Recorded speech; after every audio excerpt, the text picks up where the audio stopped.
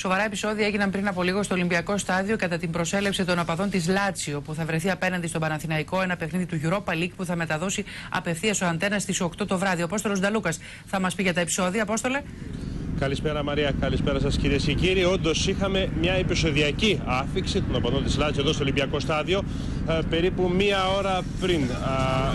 Η μερίδα των οπαδών της Λάτσιο που ανήκει στους σκληροπυρηνικούς οπαδούς της Ιταλικής ομάδας έφτασε με αστυνομική συνοδεία, όμως έξω από την κεντρική πύλη του Ολυμπιακού Σταδίου επί της Σπύρο Λουί την υποδέχθηκαν και κάποιοι οπαδοί του Παναθηναϊκού επιμένοντας σε δίκαικλα.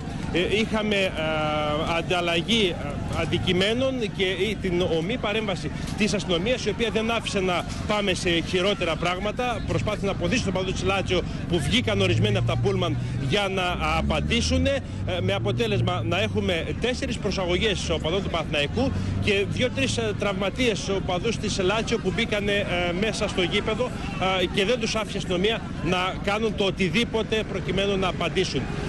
Πρέπει να αναφέρουμε ένα άλλο περιστατικό, πως οι οδηγοί των λεωφορείων που μετέφεραν τους οπαδούς της Λάτσιο είπαν φεύγοντας πως δεν θα έρθουν να τους πάρουν πίσω, να τους μεταφέρουν στο αεροδρόμιο Ελευθέριος Βενιζέλος, εξαιτίας των ζημιών που προκάλεσαν μέσα στα λεωφορεία οι συγκεκριμένοι οπαδοί. Ελπίζουμε ότι δεν θα έχουμε χειρότερα μετά το τέλος του αγώνα, πάντως η ατμόσφαιρα εδώ είναι τεταμένη μετά τα όσα έγιναν.